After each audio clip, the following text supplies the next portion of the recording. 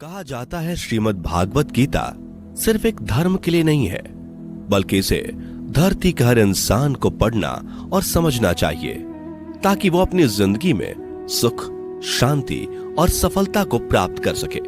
भगवत गीता में कुल 18 अध्याय हैं और इन 18 अध्यायों में कुल 700 श्लोक हैं, जो सभी के लिए पढ़ पाना थोड़ा मुश्किल है। इसलिए आज के इस बेहद ही खास वीडियो में हम भगवत गीता के 111 विचारों के बारे में बात करने वाले हैं, जिन्हें जानकर आप भगवत गीता का सही मतलब समझ पाएंगे। इसलिए इन विचारों को आप हर सुबह सुने। दोस्तों, अगर आप इस वीडियो का अधिक से अधिक लाभ पाना चाहते हैं तो कृपया कर इसे हेडफोन लगाकर शांति से सुने। तो चलिए जानते हैं श्रीमद् भागवत गीता के 111 पावरफुल विचारों को। श्री कृष्ण कहते हैं कि मनुष्य को परिणाम की चिंता किए बिना, लोभ लालच बिना एवं निस्वार्थ और निष्पक्ष होकर अपने कर्तव्यों का पालन करना चाहिए। जिस तरह प्रकाश की ज्योति अंधेरे में चमकती है, ठीक उसी प्रकार सत्य भी चमकता है। इसलिए मनुष्य को हमेशा सत्य की राह पर चलना चाहिए। जिस मनुष्य के अंदर ज्ञान की कमी और ईश्वर में श्रद्धा नहीं होती, वो मनुष्य जीवन में कभी भी आनंद और सफलता को प्राप्त नहीं कर पाता। जिस प्रकार मनुष्य अपने पुराने वस्त्रों को त्याग कर नए वस्त्र धारण करता है, ठीक उसी प्रकार आत्मा पुराने व्यर्थ के शरीर को त्याग कर नए भौतिक शरीर को धारण करती है। कौन क्या कर रहा है, कैसे कर रहा है और क्यों कर रहा है, इन सब से आप जितना दूर रहेंगे उतना ही आप खुश रहेंगे। समझदार व्यक्ति जब संबंध निभाना बंद कर देता है तो समझ लेना उसके आत्मसम्मान को कहीं ना कहीं ठेस अवश्य पहुंची है। मोह उसी का करो जिस पर आपका अधिकार है।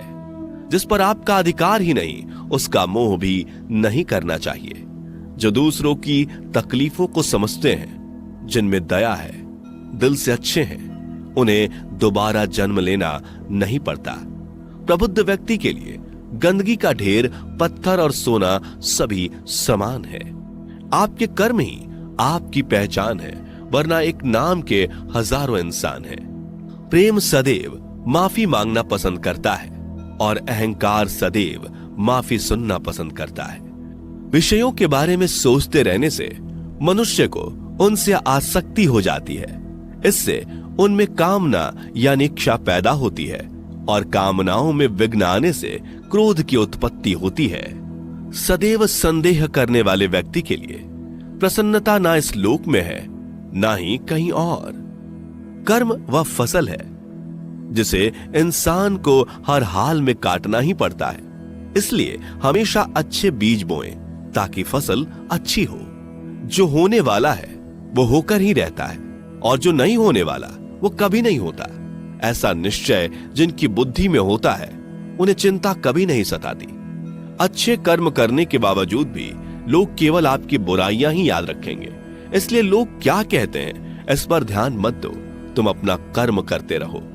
जितना हो सके खामोश ही रहना अच्छा है, क्योंकि सबसे ज्यादा गुनाह इंसान से उसकी जुबान ही करवाती है। गीता में भगवान श्री कृष्ण कहते हैं कि हे अर्जुन, अपने परम भक्तों जो हमेशा मेरा स्मरण या एक चित्त मन से मेरा पूजन करते हैं, मैं व्यक्तिगत रूप से उनके कल्याण का उत्तरदायित्व लेता हूं। हे पार्थ, जो लोग भक्ति में श्रद्धा नहीं रखते वो मुझे प्राप्त नहीं कर पाते। अतः वे इस भौतिक जगत में जन्म मृत्यु के मार्ग पर वापस आते रहते हैं। मौन सबसे अच्छा उत्तर है किसी ऐसे व्यक्ति के लिए जो आपके शब्दों को महत्व नहीं देता। बदल जाओ वक्त के साथ, या फिर वक्त बदलना सीखो। मजबूरियों को मत कोसो, हर हाल में चलना सीखो। किसी काम की चिंता करना ठीक है, पर चिंता इतनी भी नहीं होनी चाहिए कि वह काम ही बिगड़ जाए। अच्छी नीयत से किया गया काम कभी व्यर्थ नहीं जाता और उसका फल आपको जरूर मिलता है। श्री कृष्ण कहते हैं कि मैं किसी का भाग्य नहीं बनाता, हर कोई अपना भाग्य खुद बनाता है। आप आज जो भी कर्म कर रहे हो उसका फल आपको कल प्राप्त होगा, और आज जो आपके पास है वह आपके द्वारा पहले ही किए गए कर्मों का फल है। मनुष्य नहीं उसके कर्म अच्छे या बुरे होते हैं, जैसे मनुष्य के कर्म होते हैं, उसे वैसे ही फल की प्राप्ति होती है। तुम्हें सिर्फ अपने कर्म करने का अधिकार है, किंतु कर्म के फलों के तुम अधिकारी नहीं हो। तुम ना तो कभी अपने आप को अपने कर्मों के फल का कारण मानो, न ही कर्म ना करने में आसक्त हो जाओ। सही कर्म वह नहीं है जिसके परिणाम हमेशा सही हो, अपितु सही कर्म वह है जिसका उद्देश्य कभी गलत ना हो। संसार में कोई भी मनुष्य सर्वगुण संपन्न नहीं होता, इसलिए कुछ कमियों को नजरअंदाज करके रिश्ते बनाए रखिए। पूर्णता के साथ किसी और के जीवन की नकल करके जीने की तुलना में अपने आप को पहचान कर अपूर्ण रूप से जीना बेहतर है। जब भविष्य धुंधला पड़ने लग जाता है, तब आपको अपने वर्तमान में ध्यान केंद्रित करने की आवश्यकता है। कोशिश कर, हल निकलेगा, आज नहीं तो कल निकलेगा। अर्जुन के तीर सा सद मरुस्थल से भी जल निकलेगा। जीवन की सबसे बड़ी गलती वही होती है जिस गलती से हम कुछ सीख नहीं पाते। जब हमारा मन कमजोर होता है तो परिस्थितियां समस्या बन जाती हैं, और जब हमारा मन स्थिर होता है तब परिस्थितियां चुनौती बन जाती है, और जब हमारा मन मजबूत होता है तब परिस्थितियां अवसर बन जाती हैं। मनुष्य की मानवता उसी वक्त नष्ट हो जाती है जब उसे दूसरों के दुखों पर हंसी आने लगती है। हे भारतवंशी, शरीर में रहने वाले का वध कभी नहीं किया जा सकता, अतः तुम्हें किसी भी जीव के लिए शोक करने की आवश्यकता नहीं है। समय यही सिखाता है कि जिंदगी किसी का इंतजार नहीं करती और ना ही किसी के लिए रुक सकती है। जिंदगी खेलती भी उसी के साथ है जो खिलाड़ी बेहतरीन होता है। दर्द सबके एक जैसे हैं, मगर हौसले सबके अलग अलग हैं। कोई हताश होकर बिखर जाता है तो कोई संघर्ष करके निखर जाता है। मनुष्य को अपने कर्मों से संभावित परिणामों से प्राप्त होने वाली विजय या पराजय, लाभ या हानि, प्रसन्नता या दुख इत्यादि के बारे में सोचकर चिंता से ग्रसित नहीं होना चाहिए।